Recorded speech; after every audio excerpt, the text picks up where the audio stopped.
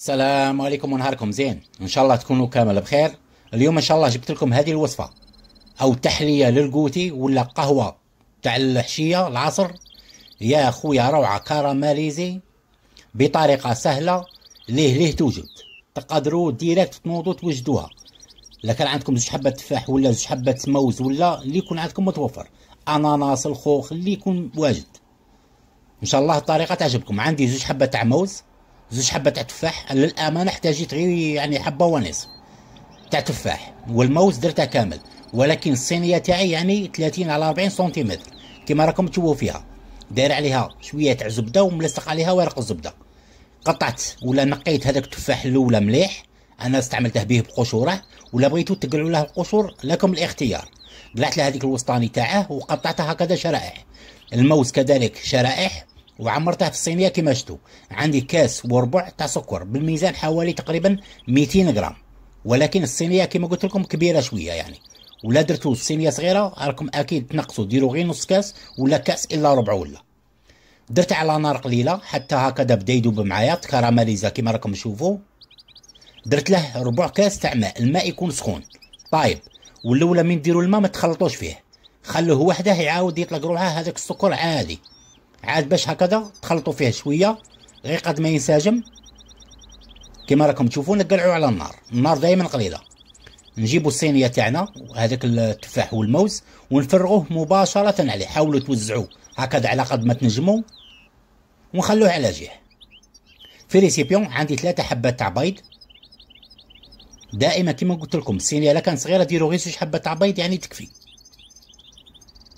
درت لها 5 ملاعق كبار تاع سكر، رشه تاع ملح، ملعقه صغيره تاع فانيليا بودره، وخلطتهم مليح. تنجموا تضربوا غير بالضراب اليدوي، انا غير هكذا باش نكمل بسرعه يعني ضربت بالضراب الكهربائي. ربع كاس تاع زيت حوالي 60 غرام اللي هي 6 ملاعق كبار. عندي نص كاس تاع حليب اللي هي 100 مليلتر حليب عادي يعني على درجه حراره المطبخ. ولا زدت خلط شويه. عندي كوب الاول ولا زوج اكواب ناقصه ملعقه كبيره تاع فرينه، وهذيك الملعقه كبيره عمرتها بالكاكاو يعني 180 غرام تاع فرينه، 20 غرام تاع كاكاو، حوالي 15 غرام تاع خميره كيميائيه كما شفتوا. درت كيس كامل، وهذيك النصف ملعقه صغيره هكذا. ولا غربلتهم كامل دفعه واحده. خلط بالضراب الكهربائي بالرقم 1.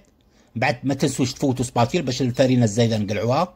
وهذه اختياريه. عندي اون بواني تاع لوز كما شفتوا محمص، وقطعتها غير هكذا ولا هرمشتها هكذا بالسكين ودرتها. اختياري، تنجموا ديروا شوكولاته، تنجموا ديروا الزبيب، لكن عندكم يعني لكم الاختيار حتى تستغنوا عليها وعادي. ونجيبوا الخليط تاعنا نفرغوه كامل، وحاولوا بالسباتيل توزعوه كامل على الصينيه تاعكم. ما تخافوا منه ما والو، حاولوا توزعوه ما يبالكم هكذا رقيق. انا درت الكميه رقيقه، ولكن بعد ما يطيب عاد يطلع شويه. ولا بغيتو يعني البيسار ما يجيش كيما هكا، بغيتوه عالي شويه يعني الصينيه صغيره شويه تاع 30 على 24 ولا راهم كاينين كيما هكا النوعيه. ولكن هذه الكبيره راكم عارفين 30 على 40 سنتيمتر.